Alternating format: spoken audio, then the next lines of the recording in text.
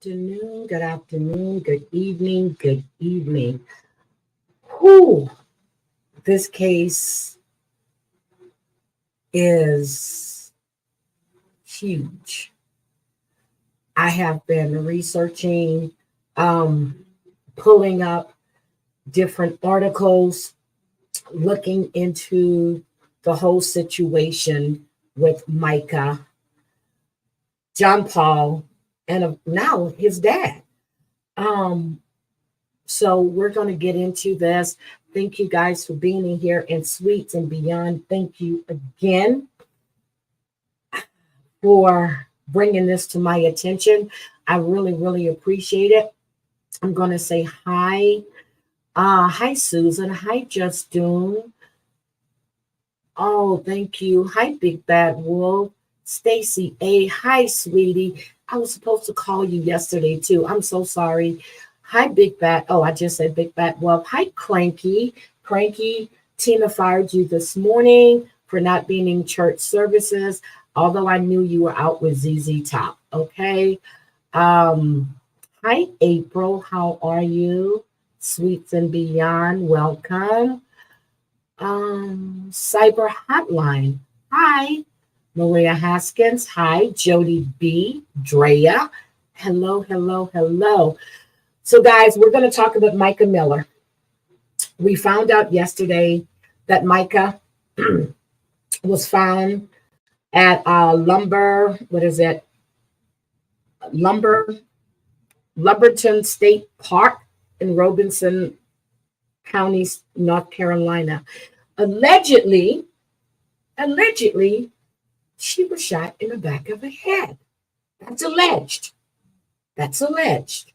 I also have my hands on the footage from the service that John Paul, did before he announced his wife's death.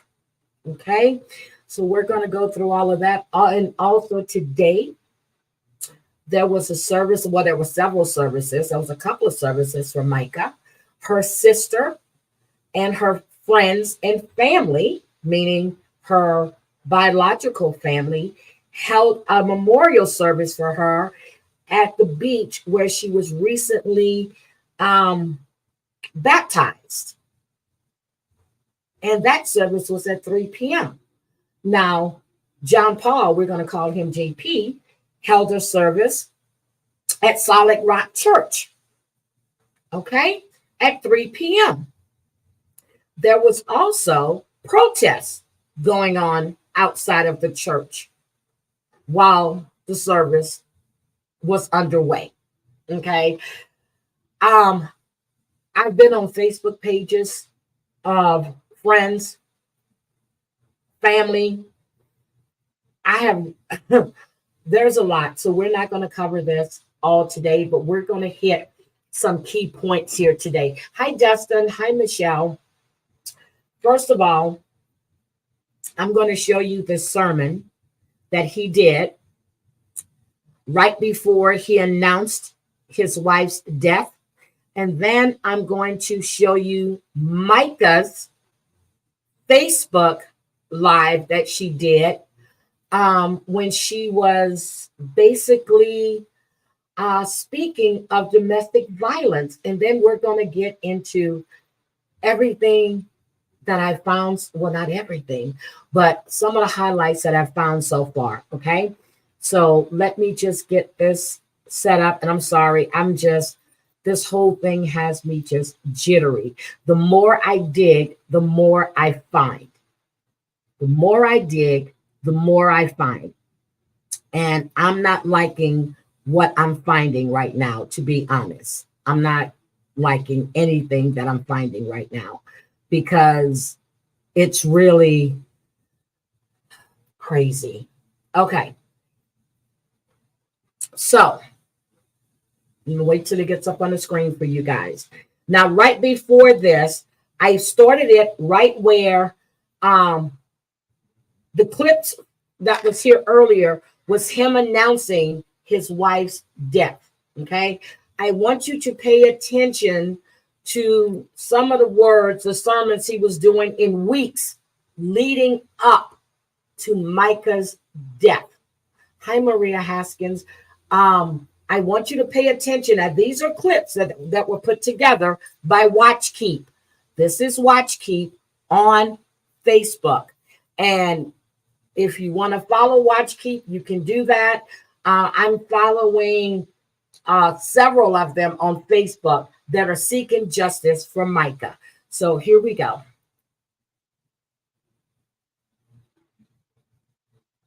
I just want to give the altar call and quit now. One day, listen, if you ever want to know what I'm going through in life, it's always about what I'm preaching about. God is so to do that every single time. One day I'm going to preach about getting rich, strong, healthy, and finding a hot wife that loves Jesus. That's what I'm going to do. I'm just kidding. When my wife went in the hospital, I looked at her phone and I counted over the past 2 years, 18 people who had texted her and said, if you ever want to talk about your husband, you can talk to me and say anything and I'll keep it confidential. Why the heck does somebody want to hear what somebody else says about their spouse? And 2 of those 18 were men. I thought, what? And I was thinking when I read that, I thought, Mark Cassidy, he's one of our elders here, and Jackie, she oversees our New Testament. Now get this. He said 18 people had texted his wife and said, oh, you're fine, Danny. 18 people texted his wife. And then he had to tell you how many were men. Let's listen to that again. The rage, the rejection, hold on, the relationship, it's all there. And so if you get a chance, I went too pray far. that his heart does not remain I shouldn't have angry. stopped what I did. Okay, hold on. In my life, we're dead. Asking her to become Facebook, whatever, just because they go to church. Not everybody is who they say they are. Just because they act spiritual doesn't mean their advice is godly. They could be pulling you down a wrong road. I'm going to start it here again. I'm sorry. When David heard that Nabal was dead, he said, praise the Lord. That's exactly what I would say if I found out that some people in my life were dead. This is him preaching. Then David sent word to Abigail, asking her to become his wife. He did not waste any time at all. This is the girlfriend right here. Not everybody is who That's they the say they girlfriend. are. Susie. When you meet somebody, Facebook, whatever, just because they go to church, not everybody is who they say they are. Just because they act spiritual doesn't mean their advice is godly. They could be pulling you down a wrong road where you're going to get caught up in something you shouldn't get caught up in. Doing the work. Now listen, I'm hurting more than I've ever hurt, going through so much pain you can't imagine. Last week, I have somebody that's going to donate a plane to our church for me to be able to fly from Florida to Tennessee, North Carolina, and Georgia for me to go preach at other churches. Because listen, God gave me the idea. I don't care about other churches. I care about other pastors. And for some reason, I can develop a sermon on tithing, on gossip, on strife, on supporting your pastor, and I can say things to the church that'll bless the pastor. So now I'm getting invitations to speak at other churches all over the states around here, and we got a free plane. I can go around this park right here behind the movie theater for $70 a month. They keep the plane there. So while you're talking about me on Facebook, look up in the sky and you'll see a Solid Rock logo on a plane. That's me going to Miami. Not everybody is who they say they are. When you meet somebody, Facebook, whatever, just because they go to church, not everybody is who they say they are. You're right. Just because they act spiritual doesn't mean their advice is godly. They could be pulling you down a wrong road where you're going to get caught up in something you shouldn't get caught up in. So today my heart's a little heavy. I've had a lot of women that have reached out to me about situations of abuse. And I just want to tell you what a lot of people have told me lately and reminded me, because I think I forgot. I knew, but I pushed it in the back of my head just because of my situation. But you are the bride of Christ. Before anybody else's bride, male or female, it doesn't matter. It doesn't matter what gender you are. Abuse is abuse. And you are the bride of Christ. And my Bible says that he took all the abuse you could think of for you so that you didn't have to live that life of slavery and bondage and pain. Jesus took it all for you. So you don't have to stay in a abusive relationship, whether that's sexual, whether that's somebody forcing you to take illegal drugs. Listen to what she's saying. Or alcohol abuse, or physical abuse, psychological abuse, making you think that this is all your fault, or you're a bad mom, or you're a bad wife, or you're a bad husband, or you're not giving it your all when you know you are. God hates divorce, but why? According to everybody I've asked and the scriptures that I've found, it's because it hurts people. But does abuse hurt people? Yes, it does, Micah. How do you think God feels about that? So I want to remind you, like a bunch of people have been reminding me lately, that I'm God's bride first. Yes, you are. And even an earthly spouse who's a good spouse, when they know that their bride is being hurt, just imagine what an earthly spouse does. What do you think your heavenly spouse does when you're the bride of Christ and he sees his bride going through abuse and hurt? What do you think he thinks about that? So, encouragement in all this is you are the bride of Christ first before anybody else's. And he's got you. And he sees you. And he loves you. Rest in peace, Micah. Oh, my goodness. So, a little bit of a backstory here. Micah met JP when she was 14 and she started going to his church, okay? At the time, he was actually married. He was 28 and married with kids. He was married with kids. He started grooming a 14-year-old girl. Now, his first wife, and I'm sorry if I'm not paying attention to the comments. I have so many tabs open. I've taken so many notes and I typed them up. And so I'm trying to stay on track so I don't lose myself in what I'm saying. Yes, guys, please hit the like button. If you're new to the channel and you like the content, please, please, please hit the subscribe button, hit the like button. I will be doing follow-ups. I will do another one on Tuesday. I'll do a follow-up on Tuesday. And I'll aim for Thursday morning, depends on what's going on. If there's anything that happens from, my plan is Tuesday, but if anything happens between now and Tuesday, I'll come back with a follow-up, okay? So we're going to say justice for Micah. Justice for Micah, okay? Now, his first wife, let me finish. So he met her when she was 14. She started going to his church. He was married. He had kids. That didn't stop him. He sees what he wants. As he said, he wants a beautiful wife. Micah is gorgeous. Micah is beautiful. She sang in a church. She was head of the women's ministry. She was everything that anybody would want. She was loving. She was faithful. And she stood right next to him. She stood right next to him. No, justice from Micah 6 gun, not joking, justice. Micah, April 27th. April 27th. And again, he made the announcement to the church. You know, after he did this sermon, he made this announcement to the church that he got a call last night. Now, he went through the whole sermon. And then he made an announcement at the end that he was going through some things. He got a phone call that his wife had died.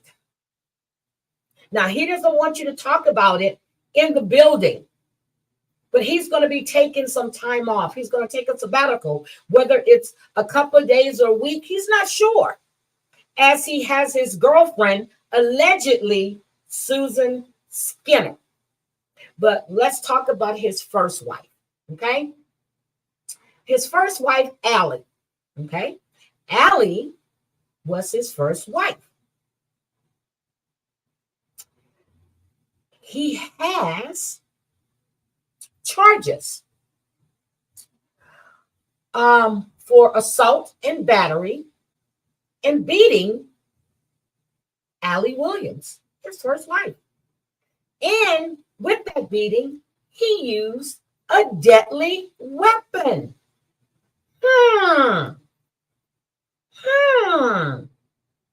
He used a deadly weapon.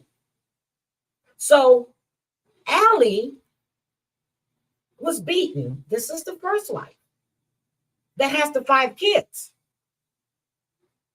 Now, this man, this preacher, as he said, not everybody that you see, not just because somebody goes to church, that does not make them a good person. He said it. Those were his words.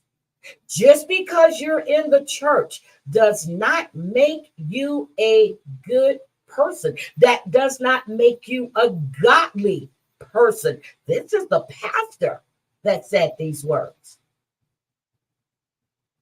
So I guess we know that he's not a godly person and he's not a good person. Okay? He's not a godly person. He's not a good person. Your first wife, you had charges for assault and battery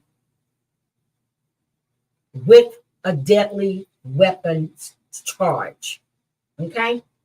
Now, JP is not the only one that has issues with putting his hands on women. Okay? His oldest son has a history of domestic abuse against his wife. And he served time for hitting his wife over the head with a glass bottle in January of 2024. Now, JP's father, we're going to get into his father, Pastor Wayne Williams.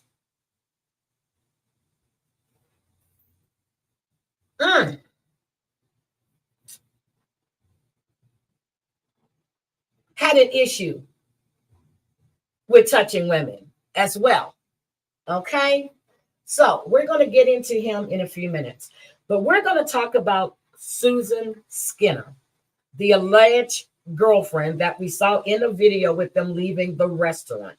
The alleged girlfriend that we saw leaving or getting in the car. Okay? Now, Susan's husband, Chris Skinner, was a quadriplegic. He had gone to a wedding, gotten drunk, didn't wear a seatbelt, and had a car accident. So I'm going to let Chris tell you his story. I have Chris's story here as well. So let me share this with you. I told you guys, when you start going down the rabbit hole, you really go down a rabbit hole because it's so much. So let me get this. I'm going to share my screen with you. This is Chris Skinner, and you're going to see Susie Skinner with her husband. Okay. Let me make this bigger.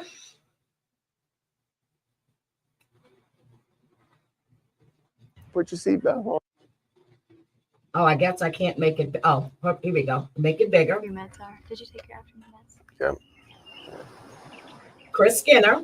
It was on a day just like today. I put my feet on the floor for the very, very last time. Stood up, took a shower, on my own for the very last time, went and dressed myself for the very last time. It was a day of many last times for me.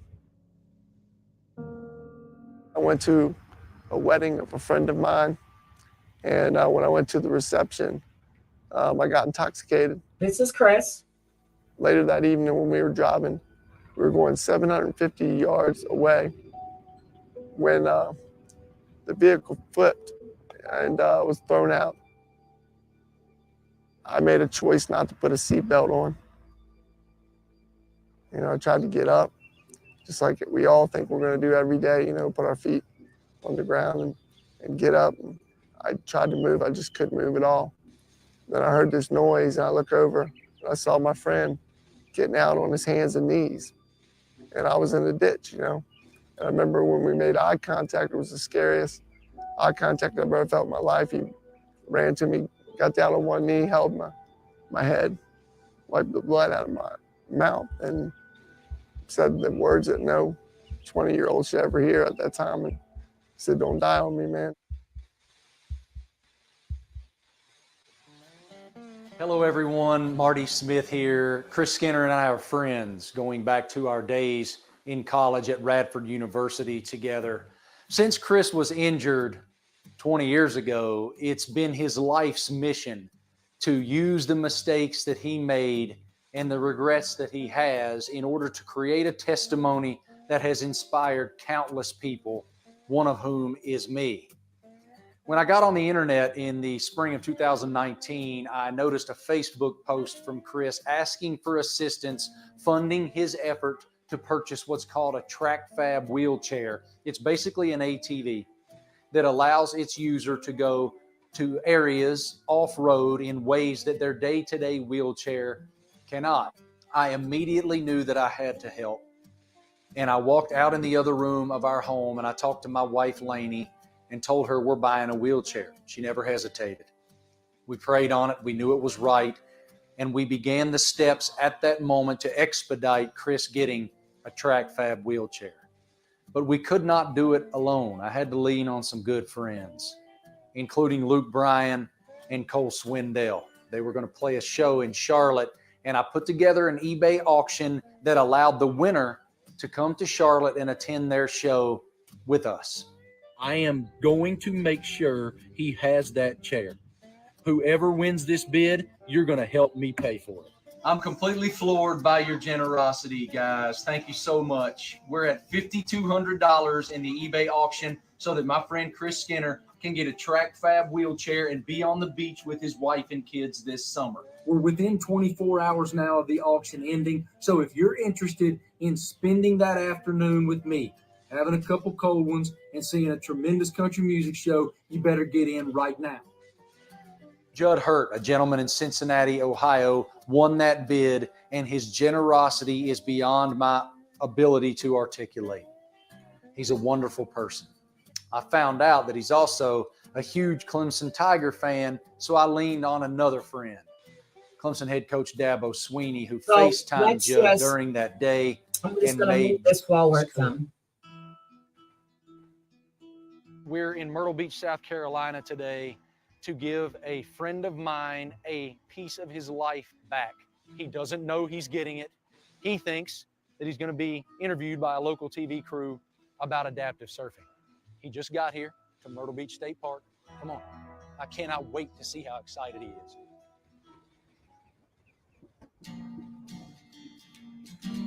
What the? What the? Hey, buddy. What? How you doing? Look at Susie. I love you, buddy. Good to see you. Like, gosh, what are you doing, man?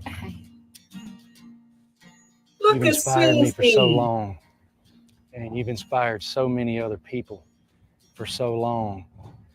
And I know it's been a tough time here recently. And your spirit is infectious, and I won't let that spirit die. So we're going to make our way around here. We're going to go down there, and I'm going to let you tell me your story. All right? Yeah. I can't go out on the beach. So. Come on. We're going to go out. We've worked it out with these guys where we can be right over here near the edge, okay? All right. I will tell you that one thing that This was beautiful, allows me to find but I'm not going to the play deepest all of parts of it. I want myself and to be really react reflective. to when he We'll sees be it. back. Amazing. Better than a minute. Thank you, man. I put the link in the chat It's so you unreal. guys can go and The watch biggest thing all for of me it. is But I just so- love being out here with my kids. I know. I feel so lost when I'm sitting up there. One of the greatest things that we have This in they this did life. for Chris. Okay. Now, let me tell you what happened to Chris. Okay, so Chris liked to go to the beach, as you see. And then he has a thing about going to the community pool. He would go to the community pool every day. He liked to go by himself. But on one particular day, Chris went to the pool, and somehow or another, he misjudged how close he was to the edge of the pool, and his chair went in with him in it. Now, he's a quadriplegic, okay? Let's remember that. No one was around, and Chris died in a drowning. Now, let me just say, I'm not saying that they had anything to do with it, but allegedly, Susie and the pastor, JP, has been seeing each other for years. Allegedly, years. Now, Chris Skinner died on Labor Day, 2021. Okay? Now, I want you to take a guess. This is Labor Day. No one's at the community pool. I find that really hard to believe. There's all kind of barbecues and everything going on, okay? Let's take a guess. Let's take a guess. Who did Chris's services? Who was the pastor that preached at his sermon?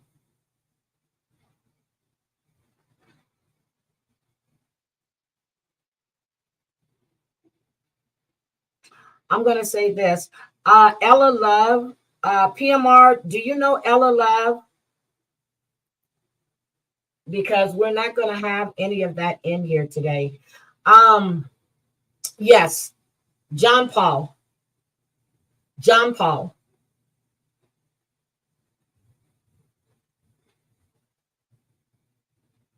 John Paul. So, allegedly, Susie Skinner is now dating John Paul. And now Mica is dead from an esthicide in 2024. Let me just say this. Chris Skinner's death was never investigated. Never, ever, ever investigated. Okay, you don't know Ella. Ella, I'm going to be nice about this. This is not the time to come in my chat with any BS. So I'm going to ask you nicely to be respectful in the chat. Guys, please keep an eye on Ella for me, okay? So JP was the pastor, Mica's husband.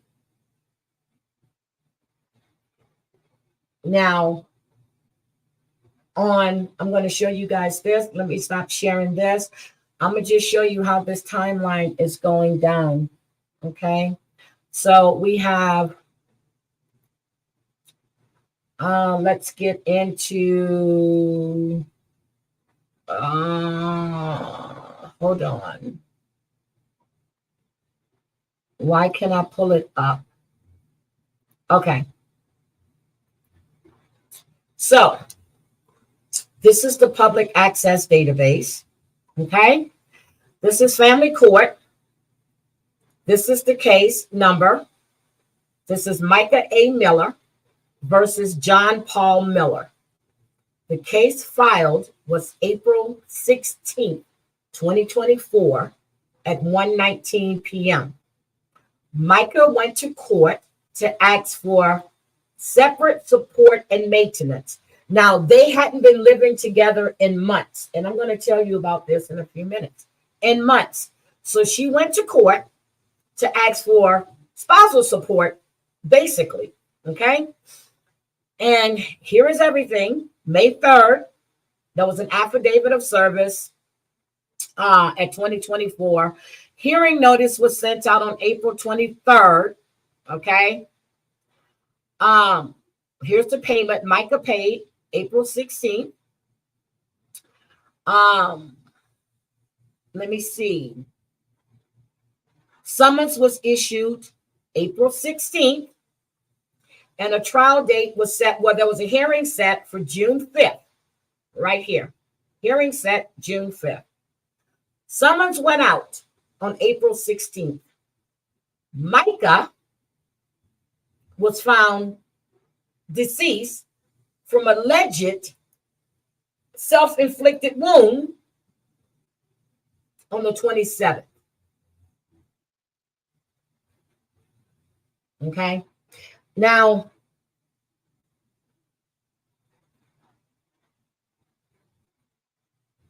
I'm trying to be so good when I'm saying this. I'm trying to be so good. Now, Mica had left JP in February of 2024. She told her friends that her friends said that she was hiding out, and they were hiding Mica at their home to keep her safe from JP. She told her friend that JP sexually abused her. He made her watch him having sex with other people. She found out that he was doing things with the money from the church that he shouldn't. And then he put her in a mental institution because of it. He put her in a mental institution. She told her friend, I'm not mentally ill. I'm not sick. I don't want to harm myself. And he's going to make it look like I caved myself. He's trying to frame me. That's what she said. She said, one day he's going to do it. And April 27th was that day. Now, the statement was given over to the police.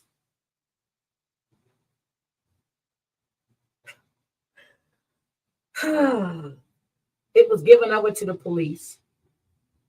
This reminds me of Alex Murdaugh when his wife found out he was stealing from his firm. This reminds me of Drew Peterson's case, except for, her body was never found. This reminds me of Drew Peterson when he's convicted of killing his wife by drowning her in the tub.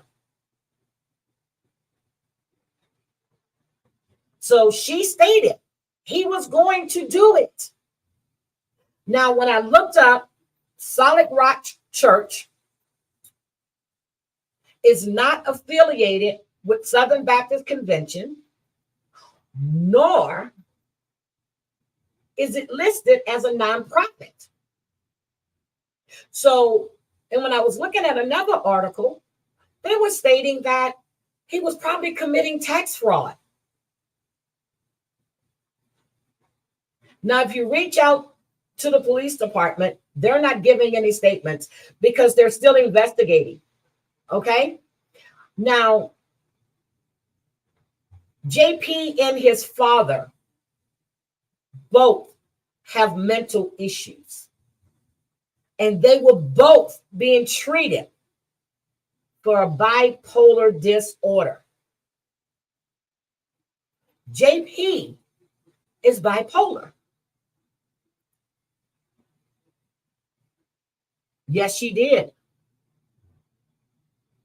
She wasn't thinking about Kaying herself. Nothing in that woman showed she was thinking about Kaying herself. She went to court to get spousal support. She stated, I am not mentally ill. I am not sick. I don't want to harm myself. And he's going to make it look like I caved myself. Now, if it's true that she was in the back of the head, that is not an exercise. But he announced to the church that it was self-inflicted. No one said it was self-inflicted. They just told him that she was found deceased. Yep, he made the announcement at the end of the service. Nothing was going on. You know, he wasn't with her anyway. He was with Susie. But he's a God-fearing man. She had filed for divorce 6 months before, and she pulled it back. Now she went to court on the 16th of April to ask for spousal support. Maybe he talked her in saying that we can work this out. You know, don't file, because divorce, you heard her say it, God doesn't like divorce. God doesn't like divorce. So maybe she had hopes. Maybe he strung her along to make her think that they're going to work their marriage out. Maybe he was doing that. But let me tell you about his dad now. Now, his dad, Wayne Miller, was associated with Dr. Jerry Savelle, okay? I don't know if you know who Dr. Jerry Savelle is, okay? He was with Jerry Falwell. He was a part of that whole organization. This is Dr. Jerry Savelle. He started a church in Pakistan. Wayne Miller was associated with him at the time that he passed away on April 14th, 2024. But there was no clear cause of death. Now, I came across a video, and I'm going to play what I found about Wayne Miller as well. Came across a video of the people in Pakistan that sent a message to Dr. Savelle speaking on Wayne Miller. Okay, they exposed him. Let me get this. Hold on. Hello, brother. Okay. Now, I have the transcript up. I don't think I can show the transcript when. Okay, I'm going to put the transcript up right there. I want you to listen. And his dad's name is Reginald Wayne Miller. That is the father's name. Reginald Wayne Miller. Let me drop this in the chat in case anyone wants to go take a look.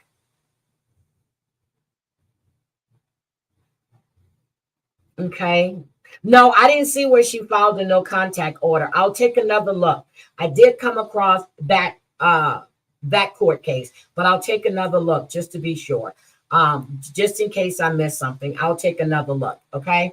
So this is the group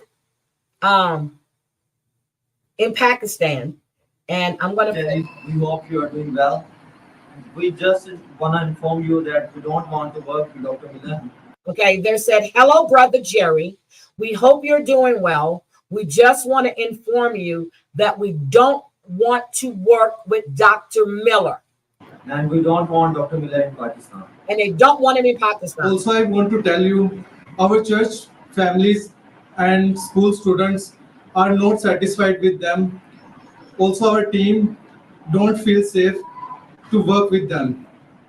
We don't want to work with Dr. Miller. Dr. Miller started a ministry with us, and after 8 or 9 months, he focusing on only one family, and he's not paying attention to the church. He's only focusing on one family. He's not paying attention to the church. School and also Bible college. So that's why we don't want to work with him. We want to do the work of God. So if you wanna work with us, you can. Please, Dr. Miller, stay in USA and don't come to Pakistan. Stay in USA. They don't want him in Pakistan. They want him to stay in the USA. Okay? So they don't want him at all in the United States. So let me show you I'm going to let you hear about the dad. I find an article on the dad, Reginald Wayne Miller. And let me just show you. I'm going to let you listen to the article. Okay? The name of the article is Bible College Founders Guilty Pleas Illustrate Dramatic Fall from Grace. This is 7 minutes long. I didn't want to read all of this, and I'm glad I found the article. It's 6 minutes and 15 seconds. But the article, and I'm serious, it's long. It is long, long, long. So let me let you listen to it, and I want you to listen what's being said. Bible College founder Reginald Wayne Miller, whose ambition as a young adult put him briefly in the national spotlight before allegations of sexual improprieties chased his ministry from Florence to Myrtle Beach, pleaded guilty in federal court Wednesday to 4 felony charges and 2 misdemeanors related to labor fraud, visa fraud, and failing to pay minimum wages. The charges stem from Miller's treatment of international students who came to the college, which relocated its main campus from Myrtle Beach to Marion in 2012, hoping to earn degrees in theology, ministry, and other Christian studies. Students told investigators earlier this year that their classes were a sham. They lived in substandard conditions, and Miller forced them to work at the college or his home for little pay, according to court documents. If they refused to work, the students said, Miller threatened to deport them. The charges carry a combined maximum of 41 years in prison and more than $1 million in fines. Miller, who had been in jail, first at the Florence County Detention Center and later at J. Reuben Long Detention Center in Conway, since his arrest on March 21, was released Wednesday on a $50,000 unsecured bond. The terms of Miller's bond forbid him from visiting the college's campus or communicating with any past or current international students. Just a quick word from our sponsor. Saving 15 cents per gallon at Nom Nom is a grand slam. Plus, with Nom Nom's bases loaded flyaway sweepstakes, you could score a free trip for 2 to see the Colorado Rockies play in Denver. Just download the app to enter. Nom Nom. Life in the snack lane. He also is not allowed to access the college's Student and Exchange Visitor Information System, or SEVIS, which is used to update the federal government about the status of foreigners here on student visas. Miller, who has made frequent trips to Israel, Bermuda, and other foreign countries, also was ordered to surrender his passport and cannot travel outside of South Carolina without prior authorization. No sentencing date has been set for Miller, who lives in Marion. Wednesday's guilty pleas represent a stunning downfall for a man who once led one of South Carolina's largest charismatic churches and was a leading spokesman for the movement, which emphasizes speaking in tongues, prophecy, and faith healing. At the height of his early career, Miller was featured in an April 1987 Los Angeles Times article as one of the leading charismatics seeking to keep former television evangelist and moral majority leader Jerry Falwell from taking over the PTL ministry in the wake of Jim Backer's infidelity scandal. I would rather see PTL closed down than to see it used by Jerry Falwell, Miller told the newspaper at the time. Miller's climb through the preaching ranks started in 1970 when he became pastor of Tabernacle United Methodist Church near Pamplico. 2 years later, Miller founded his own church, Florence Tabernacle. By the mid-1970s, Miller had established Glory Land Bible College, the forerunner of Cathedral Bible College, in Florence, where he also broadcast a daily television show called Good Morning Jesus that eventually reached 5 states and Canada. An Associated Press reporter in 1979, noting Miller's rising star, said of the then 30-year-old Hemingway native, "He's got the looks, he's got the charm, and, heaven knows, he's got the ambition." That ambition took a toll on Miller's personal life, according to an affidavit his ex-wife, Susan, filed in their 2007 divorce proceedings. It was literally a 24-hour, everyday process, Susan Miller stated in the affidavit, explaining how she and her husband drifted apart in the years since their 1994 wedding. Our entire life seemed to be always working for the parishioners. Susan Miller said in the affidavit that her world began slowly crumbling when the wives of two female Bible college students accused Wayne Miller of making sexual advances toward their husbands. Then, in the late 1980s, a Florence television station broadcast a 5-part news report in which students with blurred faces and disguised voices recounted inappropriate advances they said Miller made toward them. Let's stop. Did we hear he made sexual advances towards the husbands? He made advances toward the husbands. Okay? That's what he did. Affidavit states, Wayne Miller and his wife were forced to sell their Florence home, Susan Miller said in the affidavit, and moved to Myrtle Beach, where he conducted sermons in an empty storefront. When the Myrtle Beach Air Force Base closed in 1993, Miller seized on the opportunity to get some of the property through a federal program called a public benefit conveyance, meant to help spur economic development at closed military bases. Miller's brashness, and the loud, sometimes angry, demonstrations of his followers at meetings irritated some members of the Myrtle Beach Air Base Redevelopment Authority, who Miller once threatened in writing that they might contract a deadly disease if they did not meet his demands.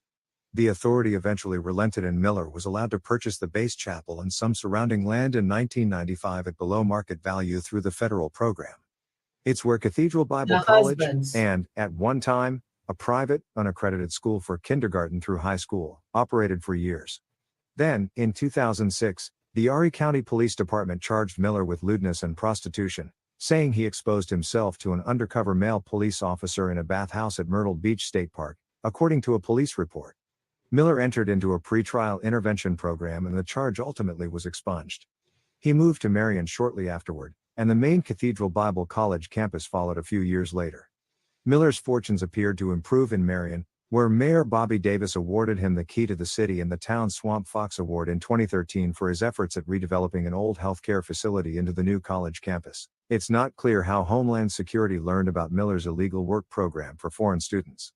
The agency's investigators said in court documents that they interviewed 8 students in the spring who described a pervasive climate of fear in which their legal status as non-immigrant students was in constant jeopardy, at the sole discretion of Miller.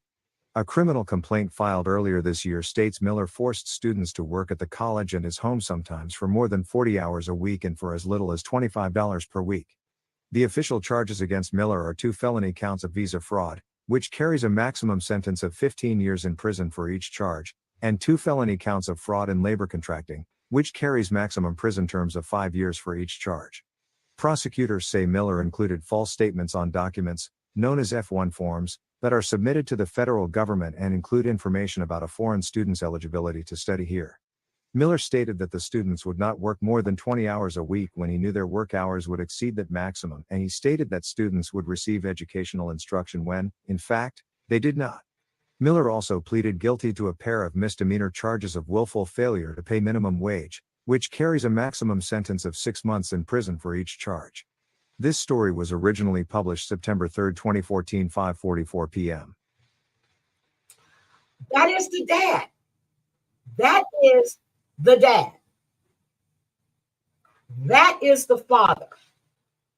Now we have the son, the son's son, and they all abuse. Yes, Reginald Wayne Miller is John Paul Miller's father. John Paul's oldest son served some time in January for abusing his wife by hitting her in the face with a glass. This is his family. Now, we have all of this stuff that's going on with the protest and everything that's going on from Mica. And we have, hold on a second. I found something else, and I'm just going to show you this. This is, I'm going to show you the protest. It was all on TikTok. And, but I also saw it on, so her friend is actually did an interview on Sav Girl, and the husband did an interview as well. Okay, now you're doing all these interviews, but you're supposedly Gray Hughes is there as well. This man is guilty. He's a wolf in sheep's clothing. 3 generations, yes. So here's the protest. Oh, JLR is there. I don't want to use his, I really don't want to use his, but he's there. And I definitely don't want to use his. Let me see if I go back to TikTok and see, can I find, hold on a second. I don't want to use JLR, but hold on a second. Let me see. There was a lot of stuff on TikTok, but I don't like playing other people's stuff because I really don't want to get hit. But there's a huge, hi, Bambi, sweetie. I was listening to you earlier. I didn't get a chance to say hi because you were doing Ted Bundy, and I was listening to Ted Bundy's brother. So I was just listening as I was doing some research. But this is the case so far from Mica. Now, they feel that Mica was lured out of the house. That is the consensus, that she was lured out of the home. Now they're saying with Susie Skinner, they said that they have been sharing food. John Paul and Susie Skinner have been sharing food and blankets at soccer games. They even said that they were at the water park together last summer. So he's been seeing her for quite some time. So when we saw that video with Mica speaking about abuse, whether it's physical, emotional, mental, this is what she was going through. Nowhere. Baby, I thought you were already a member, baby. Nowhere did it state, again, that this woman was any way at all going to hurt herself. Her sister, Sierra, stated that if you want the truth, don't listen to the fake news, meaning the stuff that John Paul is putting out. Yes, on the day she died, she was hiding from him. Somehow or another, she was lured out of the house.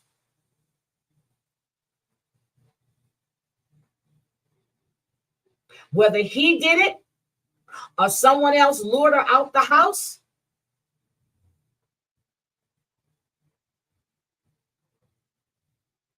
but her friend actually states she had screenshots of Mica's texting and about her relationship with John Paul and how she was excited to rebuild her life and that she was sorry she didn't listen sooner. That was all turned over to the police. They said that Mica's comments on the church's website about her abuse were all deleted from their Facebook page and that Solid Rock's Facebook page. I went to look myself. They were not there. But all of the messages with her giving positive stuff are still there. And that was the ones that was posted a month ago. And she was talking about how wonderful the church is, and she's glad that it's still there. Thank you, Bambi. So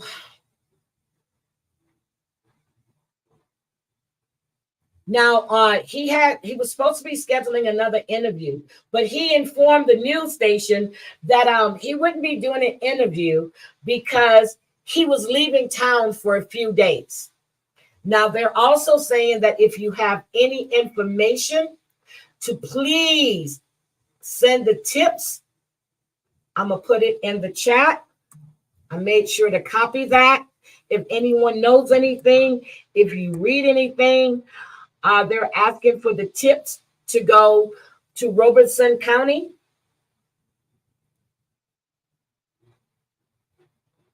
And this has really shook this community up, guys. It shook this community up. I'm going to go to, I don't want to put his name up here, but let me go to Watch Keep is a good one. But a friend of hers, who's a friend to, okay, here's the memorial service. Hold on a second. I'm taking it from his Facebook page. Hold on a second. Now, this is the sister and her friends that are at her memorial service at the beach where she was recently rebaptized. And this is just a fraction of people of the lives that she touched, okay? And so we want to keep this all about her life and the lives that she touched and will continue to touch, okay? Right. It will be a ripple effect. She will continue to touch lives for many, many, many, many years to come. Okay, that's what I see coming out of this is a lot of resurrection life. Okay? Amen. And so after I say a few words, then we're going to open it up to family, okay, for some testimony songs, whatever. Her family is there. They weren't at the church. They are there at the beach. Whatever God has laid upon their heart to share. We know everyone here has something that they would like to express, okay? That's why we have the journals and the pages that were handed out, and we encourage you to please fill out, put the expressions of your heart.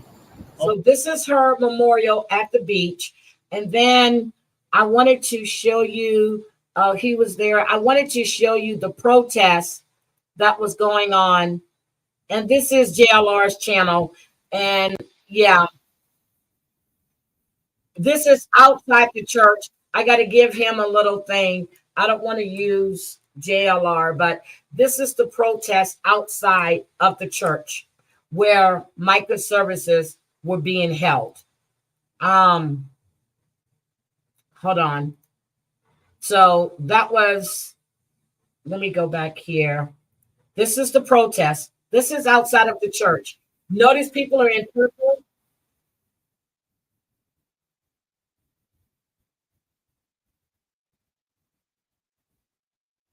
Yeah. So everybody's there. They're wearing purple. I really don't want to use JLR stream. I'm not a big fan. So let me just stop that. And I thought I was sharing, but I guess I wasn't. Hold on. Let me show you. I thought I was sharing, but I wasn't. Hi, Stacy. Let me just show you the protest that is out there. There's supposed to be a large group here. They're going to go for a walk. We're going to talk about the everybody's in purple. Mica Miller and John Paul because Miller. This is our favorite color. Suspicious death of Mica It's suspicious. Miller. And I do not believe that this woman took her own life. Her obituary stated that she was full of life. I'm going to read this one more time. Mica. She survived by her own care, but her husband, 5 stepchildren. Mica was energetic, affirming, adventurous, faithful, loving, giving, forgiving, talented, joyous, creative, assertive, bold, determined, authoritative, passionate, hardworking, and a risk taker, and so much more. That does not sound like anyone that was going to take their own life.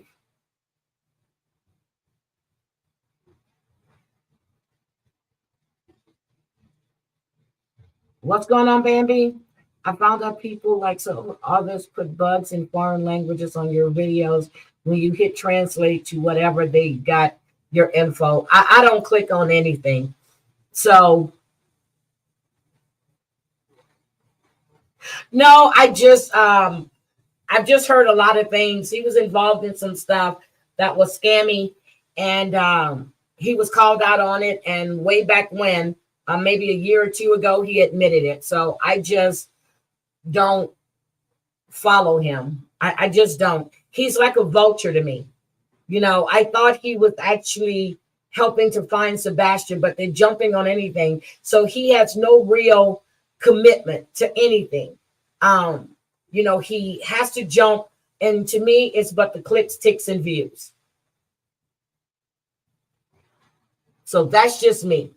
That's just me. I mean, people can like who they want and whatever, but I myself personally, I just don't care for him. And that's just me. I've heard some really, there's a few of them that I don't like. A few of them that I really don't like because of the things they've done. And to me, they make issues worse than what they really have to be. So that's just my opinion.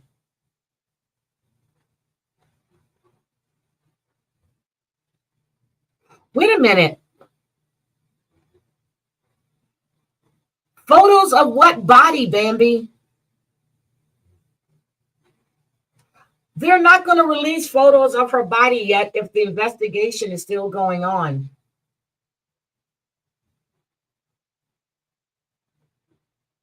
Yeah, they're not going to release anything.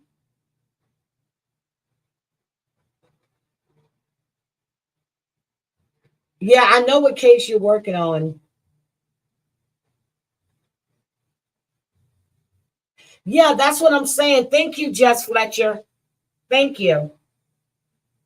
Now, I don't like that title. I really, really don't, because I know a lot of people are out there trying to really do good stuff, but I'm just looking at some of these cases that's going to turn into a whole Summer Wells thing. But I just, you need to go back a few years, Nurse Jen, and you will just you'll see the scandal and the grifting and, well, the scamming, not even grifting, scamming.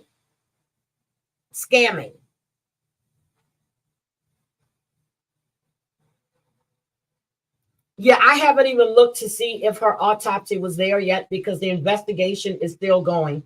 So I didn't even look to see if the autopsy was there. And I didn't look. But there's more stuff that's being coming. I have more stuff that I am going to be following up on. Which one are you speaking of, Heidi? Oh, are you meaning Mica or JLR? I'm talking about scamming. I'm talking, that was a big thing with JLR a few years back with scamming. You hate people? Oh, Bambi, you and I are going to have to talk. Yeah, yeah. Oh, Karma, you remember that. Okay, I'm not crazy. I'm not crazy. It was a big thing. It's like, it was worse than Charlotte on the Web whole thing. So, yeah, but if you want to know, I mean, I don't, yeah, I just stay away from him. And I really don't like to use any of his stuff. It's not that I don't, but he, I'm speaking to Micah now, but let me just change this for a second. When you're supposed to be out looking for Sebastian, okay? Your mission is to find Sebastian, but you're putting out salacious stuff about him sexting some other woman, about him and the wife that were doing this. This has nothing to do with finding Sebastian. Nothing to do with finding Sebastian.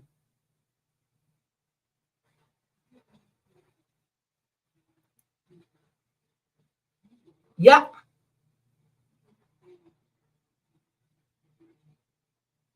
So nothing. And they're putting out more fake information or putting stuff out that's not factual. And, they're reading stuff on air. Just because someone says it doesn't make it true. So when I went to look at Mica Miller's case, okay, this is what I did. I started going through. I hadn't even looked at the videos that were sent to me on TikTok. I started digging and digging and digging. Hi, Petey Pazzano. How are you? Nice to see you. I started digging. And then I got to the dad. Then I got to Dr. Selvey, who died unexplainable in 2024, April. Just happened. Then I dig a little further and I find the video of the guys from Pakistan that's saying they don't want Dr. Miller there. Then I find out about the son who's beat his wife. Then I find out about John Paul, who had domestic charges for beating his first wife, Allie, and there was a weapons charge. I'm just not going to put out information that's not factual. Now, I said allegedly she was shot in the back of the head because that's what's being said. I don't know that to be a fact.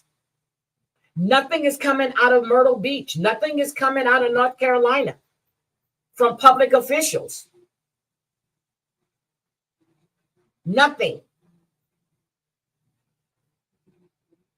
So I can't say that until I see the autopsy report or until the autopsy report is released. Now, Nancy Grace, before I get out of here, Nancy Grace, she did, and I saw that on the Facebook page.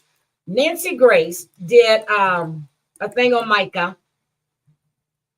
She picked it. Now, I don't know if she's released it or not yet, but they're saying that Nancy Grace picked it up. I haven't seen where she released it yet, but hold on a second. Let me just bring you this news. So she's picked up the story, but she hasn't did it yet. So I saw that on the Facebook page this morning, on Glenn's Facebook page, that Nancy Grace has picked up the story. Okay, so I saw that. When I went to look, she hasn't put it out yet. After the unexpected death of a local pastor's wife, ABC 15's Mike Owen has been working for you to learn more about the life and death of Mica Miller. He joins us now live outside their church in Market Commons. So, Mike, what have you learned today? Micah's friends tell me that she led women's ministry and worship right here at Solid Rock Church. While the death investigation is ongoing, her friends can't believe she's gone and they want answers. But her husband tells me she had a long struggle with mental illness. Mica Miller died last week in the Orem community. The investigation into... Now, her friends are not telling you she had a long history with mental illness. Her friends are not saying that. The pastor's friends are saying that. But even the friends that were friends with her and the pastor are saying she didn't have mental issues. One of the music directors on his Facebook page stated, this needs to be looked into. There is no way she committed S. He's the music director at the church. He said a pastor's job is to preach about a pastor's job isn't to preach about what's going on in his own life. It's to pray, to fast, and to preach the word of God. It's to love and to protect the sheep. Cult leaders preach what they need to keep their people under their thumb and keep them deceived and quiet and ignorant. Nobody that knew this woman believes that she committed suicide. And I just said it. No one believes that. No one. Her sister, her family, no one. She filed for divorce. She filed for spousal support. You have all of these women that are on his page.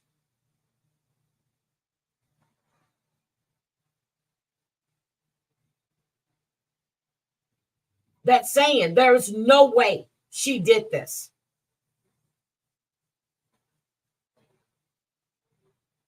No way. So let's finish listening to the news. I'm so sorry. Her death started at Lumber River State Park on Saturday.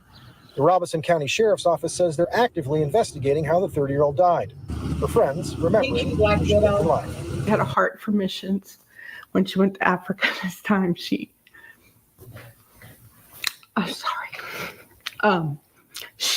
just fell in love. That was her heart.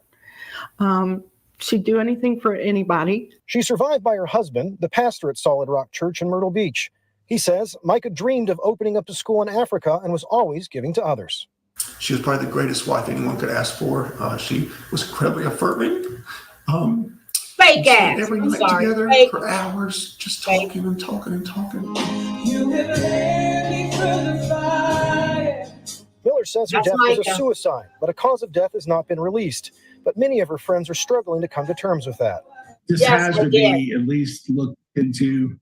I'm There's got to following be him some on accountability Facebook. here, because it's a tragic life was lost, and it's not just as simple as somebody had some mental issues. But Miller says Mica battled mental health issues for years, even speaking openly about it to the Miller congregation.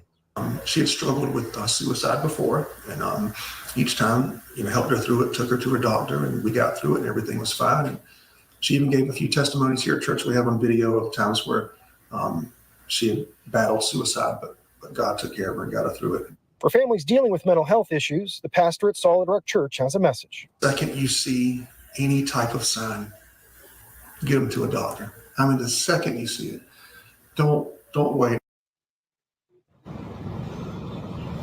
A memorial for Mica will be held this Sunday at 3 p.m. at Solid Rock Church. A group of her friends will also be meeting there at 9 a.m. to hold a Justice for Mica rally to bring awareness to her struggles. Connor, back to you. So that's what happened today. Now, the pastor is saying this. Her sister said it. Mica said it. Mica said, I'm going to say what Mica said again. I typed it up. Mica said, I am not mentally ill. I'm not sick. I don't want to harm myself. And he's going to make it look like I killed myself. He's trying to frame me. One day, I know he's going to do it. And that was given to the police. Not only did she say it, she wrote it. She wrote it. She found out he was stealing money, allegedly stealing money from the church. She said, Mica said that JP used to sexually abuse her and make her watch him have sex with other people. We know he assaulted the first wife, Allie, because that is documented with a police report, and he was charged with a deadly weapon as well. So we know this. We know he met Mica when she was 14, when she started going to his church. He was married. I think they got married when she was 23. So they've been married for 7 years, no kids. He was 28. She was 14. He was grooming a 14-year-old. He started having an affair with Mica when he was married to his first wife.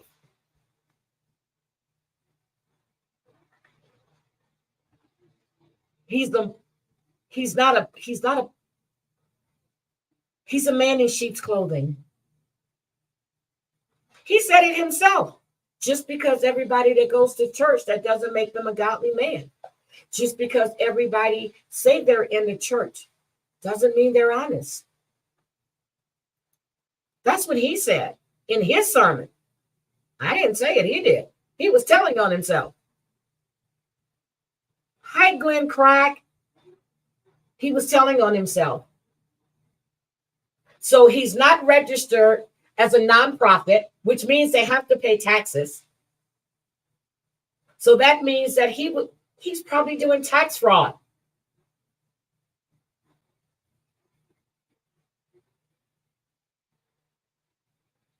Tax fraud.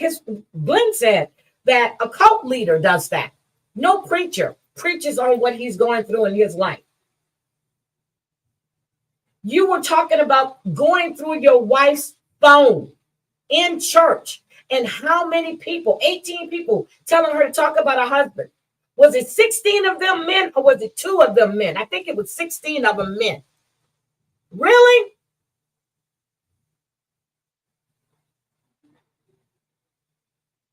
Thank you, Petey. Hi, Dorit. I know you're laying on the beach, Dorit. Well, I have the Church of Everlasting Fulfillment, okay? And I'm registered as a nonprofit. Well, if I'm not, I will be. So that's all I'm saying, is that this man was on the pulpit preaching about himself. He did not speak on his wife until the end of the sermon. The end of the sermon is when he spoke on his wife. And they said, look at, it says, look at that, you guys. Nancy Grace shared it. So Nancy Grace has shared the post that they were doing. NancyGraceCrimeOnline.com. So she's going to do a story on it. Guaranteed she is. But Watch Keep. Let me go back to Watch Keep.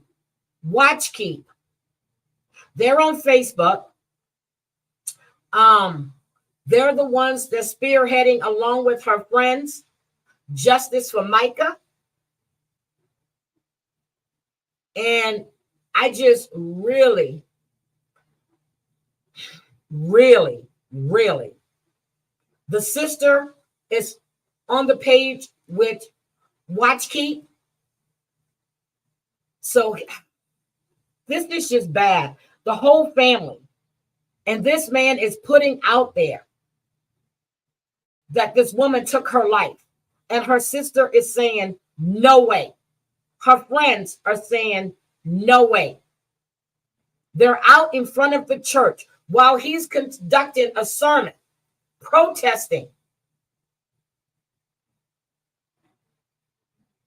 There was a protest at the Myrtle Beach Strip as well. They're protesting. None of this is right. I'm trying to, okay, hold on. I found the sermon again. Hold on. I'm going to stop this, and we're going to listen to this sermon one more time. And this is, hi, Denver. This is at the end of his service. And then there are some clips of him and what he's preaching. So let me just make this bigger. Okay, so this is when he announces his wife's death. I want you to listen to this. I'm going to have you stand up, and I'm going to make an announcement. And after the announcement, I'm going to ask that you leave church quietly and don't talk about the announcement here in the building, please, if you can. So y'all can stand to your feet. Exactly, PMR. I just said that. Many of the ones where she were the comments where she left about the church and speaking on her abuse, those were deleted. Now, the ones that she's talking about how great the church is or whatever else, you can go look at their thing on Facebook. All of those are still there. That last video of hers was telling. Yeah, that's exactly what he cared about. Before I make the announcement, I also want to say that my request to you is that you will continue to come to church and serve and give. Serve and give. For the next, little bit, because I don't want to have, I'm taking a little bit of a break, and I don't want to have to worry about the church. My break may be a few days, a few weeks, I don't know. I got a call late last night. My wife has passed away. And yeah, it was self-induced, and it was up in North Carolina. Self-induced. It was up in North Carolina. But you preached the whole sermon. And at the end of the sermon, this is when you say that your wife was found deceased. And we're going to have a funeral for her next Sunday here at 3 p.m. And so it's all I can, I'm just kind of going on adrenaline right now. So y'all pray for me and my kids and everybody. And y'all knew that she wasn't well mentally, and that she needed her medicine that was hard to get to her. And so I'm sure there'll be more details to come. He said she needed her medicine and it was hard to get to her. And then on another one, he stated that as long as she took her medicine, she was good, but it was hard to get her medicine to her. He contradicts himself. Shut up and stop talking. But just keep our family in your prayers. And I'm going to let Pastor Randall, my bishop, he can pray. I'll get him a microphone, he'll pray out. And if you have anything you want to share as well. He's already planning the funeral date next Sunday. It's a done deal. I just want to give the altar call and quit now. One day, listen, if you ever want to know what I'm going through in life, it's always about what I'm preaching about. God is so good to do that every single time. One day I'm going to preach about getting rich, strong, healthy, and finding a hot wife that loves Jesus. That's what I'm going to do. I'm just kidding. When my wife went in the hospital, I looked at her phone and I counted over the past 2 years, 18 people who had texted her and said, if you ever want to talk about your husband, you can talk to me and say anything and I'll keep it confidential. Why the heck does somebody want to hear what somebody else says about their spouse? And 2 of those 18 were men. 2 of the 18 were men. Okay. You went through through your wife's phone while she was in a hospital. For what reason? She said when she confronted him about what he was doing with the church, he put her in a mental institution. What a great pastor. What a great man. I thought, what? And I was thinking when I read that, I thought, Mark Cassidy, he's one of our elders here, and Jackie, she oversees our New Testament section. Non-denominational. Could you see Mark calling another woman and saying, you know what, I just want to tell you some things about my wife I don't like? Or could you see Jackie calling a woman or a man, either one? No, if someone wants to call you and say bad things about somebody else, that's a demon talking to you. And the only way to respond is with the word of God. Because see, demons love words that line up with what they want. They cannot stand the word of God. So if anyone calls you and says, listen, I need to tell you about what my husband's doing, my wife, you say, listen, here's what the Bible says you need to do with that, because that's a demon. So there you go. Okay, I feel much better. He has a girlfriend, E11. If you ever want to know what I'm going through in life, it's always what I'm preaching about. That's what he said. A friend of mine that's a pastor called me last week, and one day on a Monday, his wife told him that he was the greatest husband in the world, that she loved her life and she was so appreciative. The very next day, something happened and she left. And he didn't know where she went. She just left, left all of her things, left everything she had, everything she worked for, everything. He didn't know what to think. He had no idea what was going on. So he hired a third-party service to find her and see where she was living and, that kind of. Doesn't that sound like something he did? He said a friend of his who was a pastor, his wife just left everything. He hired a third-party service. His friend did. But Mica was hiding out at a friend's house. She was hiding from him. So do we think he's speaking about himself right now? I damn sure do. Kind of stuff. And they did. And last week, they turned in all of their evidence to his lawyer. And he discovered that she had left him for one of his staff members. A young man that he had trained and to learn how to preach, that he had shared his pulpit with him. You mean that you left your wife for your mistress whose husband mysteriously drowned in a pool, community pool on Labor Day in 2021, and no one was around, and his death was never investigated? I bet it will be now, though. And you and his wife are sleeping together and have been seeing each other for quite some time. I bet they will investigate now, though. A young man who the pastor had paid to go to Bible college, gave him a job. He worked hand in hand with the pastor. And in one fleeting moment, the pastor lost his wife and his good friend all at the same time. When he saw the information over at the lawyers, he started to throw up, one trash can, second trash can, a third trash can. Then he just started to dry heave. He couldn't believe what he saw was the most horrible image and worst thing you could ever imagine. The lawyer drew up the divorce papers. The lawyer told him and said, you have everything you need now. You can be divorced in 3 months. And you'll never have to see her again. You won't have to give her a dime. There's far more than enough information to take care of everything. Listen to this. You don't have to give her a dime. But his wife went to court on April 16th, Mica did, for support and maintenance. Now, she had filed divorce 6 months before. She withdrew it. They probably came to some type of agreement. He tried probably sweet talked her or whatever else he did, and she withdrew the divorce. And now she went back to court on the 16th. And then on April 27th, she was found deceased. Everything. The pastor said, give me the papers, draw them up. They got all the paperwork ready. They put the pen in his hand, and he just couldn't sign the paper. They said, but don't you see everything and don't you understand? And he called a lot of the elders, and they supported. If he wanted to leave her, just leave her. This is it. And for some reason, he just couldn't do it. And so he went home and he wrote her a letter. And all he said was, I forgive you for what you've done. And I already forgive you for whatever you're going to do. Whenever you want to be restored, just call. And if you want a divorce, you'll have to leave me, because the Bible says, I'll never leave you nor forsake you. He left. And the hardest thing he's ever had to go through, he can't hear from God very clearly. He doesn't know what God wants him to do. Oh my God, the fake tears. He knows that she's not herself and doesn't know how to handle it or how to respond.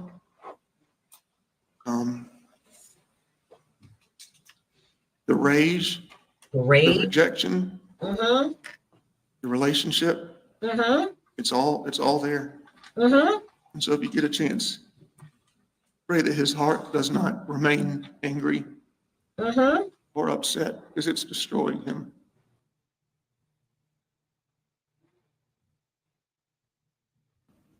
Now, I got some people I would love to see torn to pieces by some bears, okay? I have some enemies. I'd like to buy them a ticket to the zoo and just pray and see what happens, you know, when they get by. Anybody got any? No, am I the only one that has an enemy in my life? This is the pastor. When David heard that Nabal was dead, he said, praise the Lord. That's exactly what I would say if I found out that some people in my life were dead. Micah's Facebook page is gone now. It was there Then earlier, David sent and word now to it's Abigail gone. asking her to become his wife. He did not waste any time at all.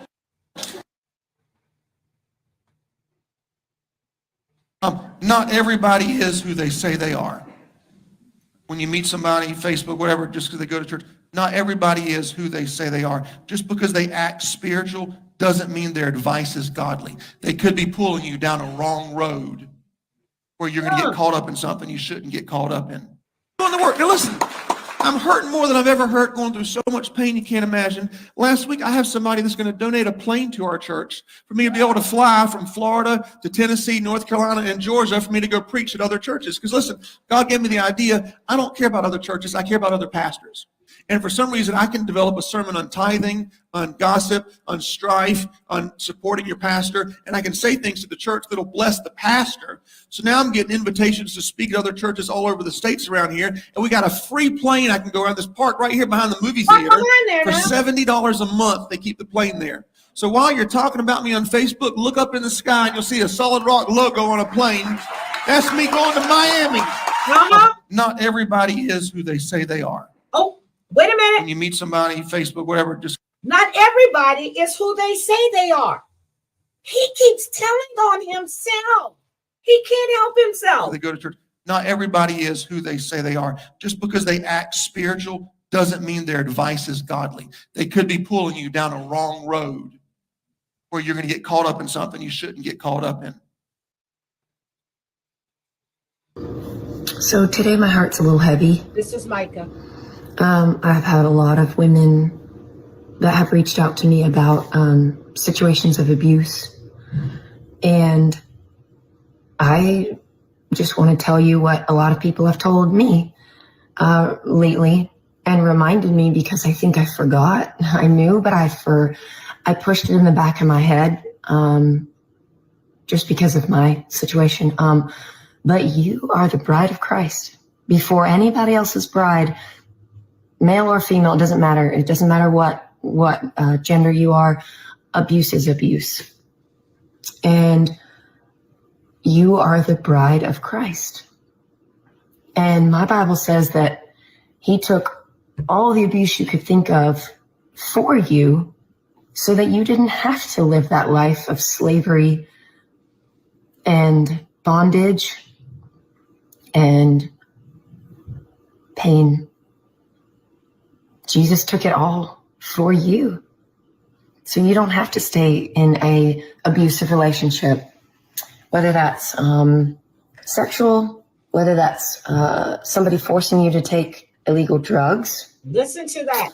Or alcohol abuse, or physical abuse, psychological abuse, making you think that this is all your fault, or you're a bad mom, or you're a bad wife, or you're a bad husband, or you're not giving it your all when you know you are. God hates divorce, but why? According to everybody I've asked and the scriptures that I've found, it's because it hurts people. But does abuse hurt people? How do you think God feels about that? So I want to remind you, like a bunch of people have been reminding me lately, that I'm God's bride first. And even an earthly spouse who's a good spouse, when they know that their bride is being hurt, just imagine what an earthly spouse does. What do you think your heavenly spouse does when you're the bride of Christ and he sees his bride going through abuse and hurt? Here's some color, guys. Put hearts in the What do you chat. think he thinks about that? So, encouragement in all this is you are the bride of Christ first before anybody else's. And he's got you. And he sees you. And he loves you. And he sees you. And he knows what you've done. That was Mica, guys. That was Mica. Now, her Facebook page was there earlier this morning. It is now gone.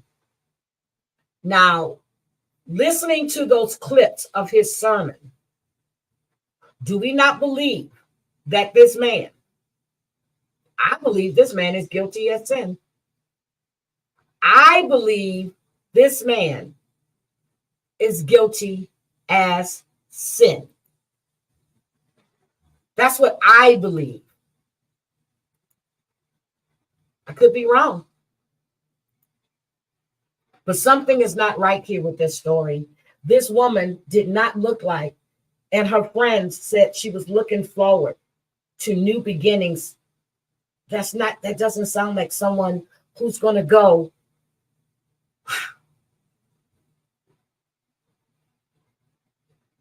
to Lumberton State Park or Lumber River State Park and K herself at all. Again, this reminds me of Drew Peterson. This is reminding me of Alex Murdaugh. And there's another case that I know I discussed before. I just can't remember right now, but I can see her name. This doesn't sound like a woman that was giving up on her life. She did a TikTok video saying that she was going to keep her circle small. She didn't know who to trust.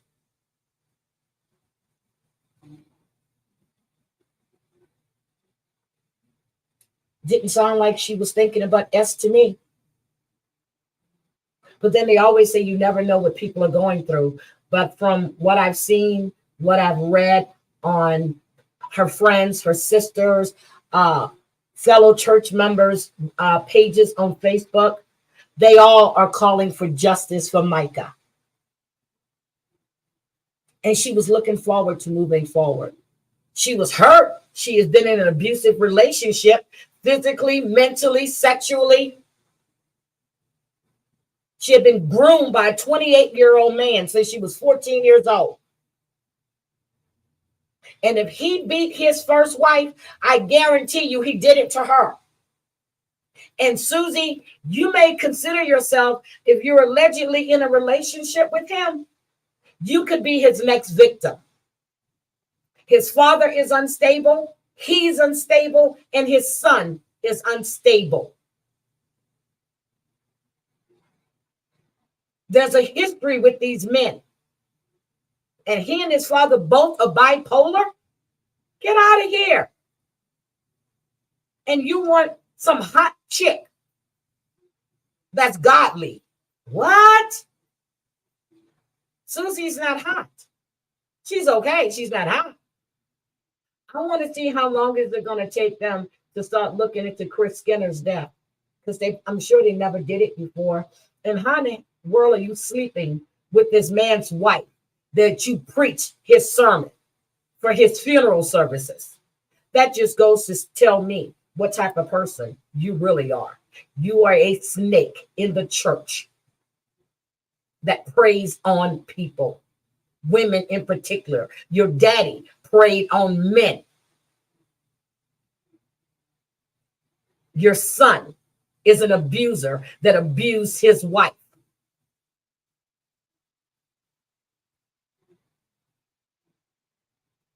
So we will be keeping up with Mica. I will be checking for updates and see what's going on.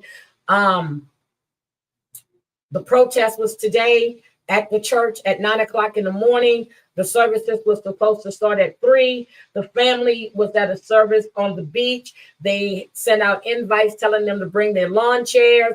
Everybody was in purple, her favorite color. So guys, just again, Michelle. Ooh, I don't think I heard that name. I don't think I've heard that name, but that's definitely not who I was thinking about. But I'm writing her down. But she flat out said he was going to K her and set her up to make it look like she did it. Now, if she was actually in the back of the head, there is no way. Unless she's Amber, and you can reach behind there. I mean, there is no way. There is no way. But I'll keep checking to see exactly what they come up with. But I want to say thank you guys for being here. I appreciate it. I'm going to do an update again on Tuesday. If anything happens before Tuesday, I'll come live with it. But I will keep digging because there's more to this. And the more I dig, the more I find. And I'm going to keep digging and digging and digging to see where this takes me. Now, the mom, Suzanne, I think her name was Suzanne. I was trying to find her. Didn't see her nowhere on Facebook, but I'm going to keep looking. I'm going to try. I'm going to keep trying. But thank you. Everybody have a great evening. Oh, before I get out of here, hold on a second. I thought I saw memberships. And I'm sorry, I wasn't paying attention. Why isn't it coming up? I guess the memberships don't come up. But I saw that Black Widow gave 5 channel memberships. And I thought I saw E11 and a few people, but I wasn't looking. And then I saw someone else did channel memberships as well. And I'm sorry, I just wasn't paying attention. But if my mods remember, please tell me who did it so I can say thank you. I don't remember who else did channel membership, and it's not coming up as starred, so I don't know. Only super chats come up as starred. Oh, Scotland did. Thank you. Thank you, thank you, thank you.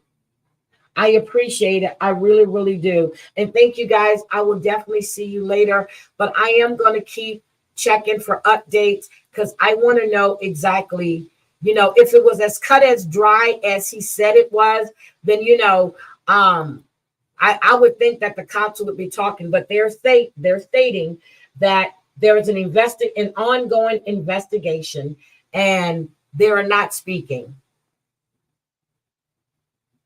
Thank you so much. Oh, Maria, I got to go check your live out. I saw you guys were live right before I was going live.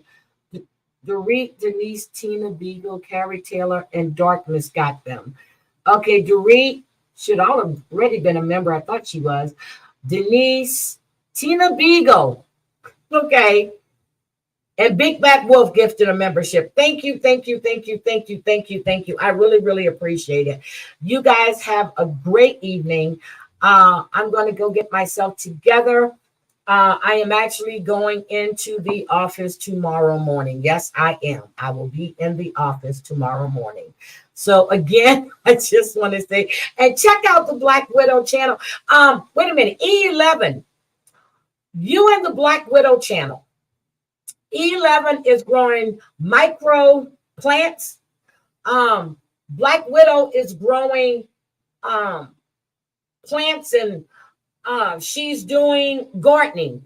I think you guys will be great if you hooked up. So that's what I meant to tell you, Black Widow channel, because E11, I caught those chickens are huge. They got so big so quick.